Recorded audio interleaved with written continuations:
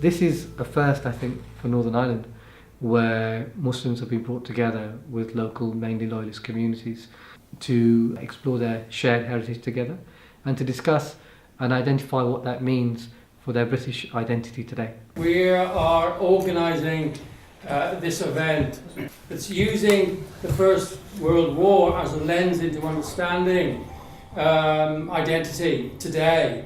In total, I think there were about 600,000 plus Hindus, there were about 430,000 Muslims, around 120 to 150,000 Sikhs. This guy here became the first coloured soldier to win Britain's highest medal for bravery on the battlefield, which is of course the Victoria Cross. What's said in his citation is that if he didn't undertake that action, there's a strong chance that the Germans could have launched an attack on Britain from the ports of Belfast. I'm here in ignorance, to be honest, because my understanding of the Muslim community, particularly here, is through the lens of media, and I want to find out for myself. I think it's important for like our loyalists to engage with like the Muslim community with as being portrayed as racists in the media. It's just nice to know that, you know, it's recognised that what our great grandfathers done as well. It makes me proud to be British. I am not from the loyalist community, as you could probably guess from my accent. The reason I came out here tonight was actually I'm really interested in why Muslims got involved in the First World War in the first place. But I'm really glad that there's a bunch of guys from the loyalist community here as well, because I can learn a bit more, because I live in South Belfast, but we really just don't mix. And so it'd be good to see your side of the story as well. My granda was from Sri Lanka, and my great granda fought in the war, or great granda.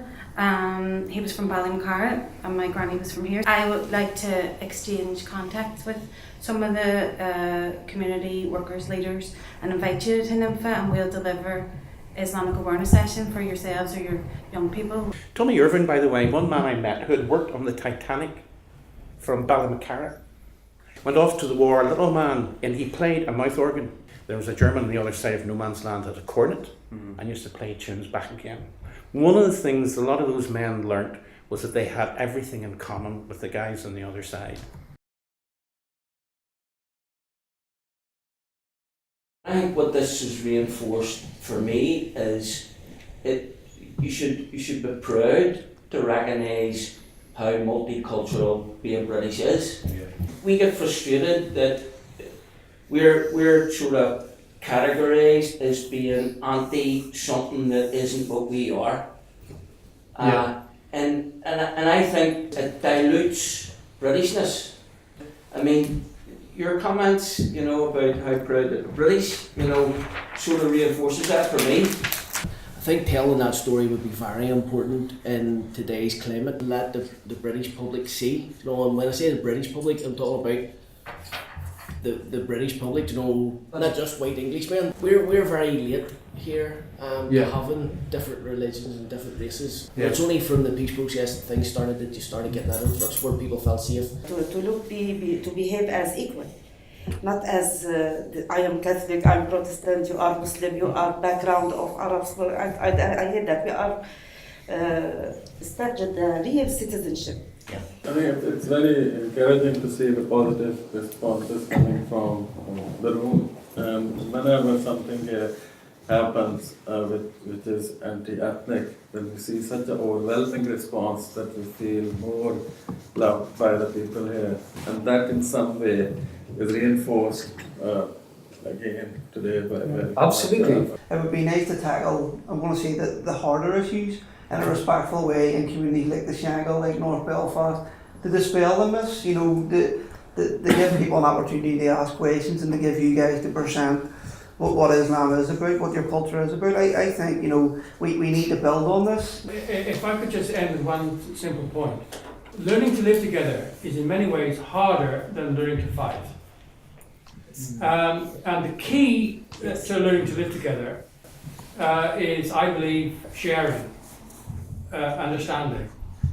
And What has emerged from this is, I think, a genuine recognition of a shared heritage, despite other differences, and those differences remain, but a shared heritage. And that shared heritage can be the basis of attempts to increase sharing, increase understanding. So just to reassure you, this is not ending here. This has to be built upon and it rolled out precisely so that we have more difficult conversations. I think that tonight went very well. I wasn't expecting it to go quite as well as it did, because I sensed that a lot of the Loyalist guys really were gripped by what they learned tonight and in the previous session. I think they were surprised into a sense of the multiculturalism involved in being British. But my feeling is the Muslim folk also got something from it. They need reassured, I feel, as a visible minority. And I think that was a reassuring evening for them. I feel they sensed a welcome and a warmth. It was really interesting to see how, at first, the two communities, when they came in the room together, how perhaps apprehensive they were of one another. And as they opened up about why they were here tonight and what they expected to gain, and those preconceptions that both sides had, you could see them beginning to dissolve. Tonight was quite unique in how genuinely heartwarming it was for all the participants involved to see the other community have an association with this shared heritage that I suppose they didn't expect.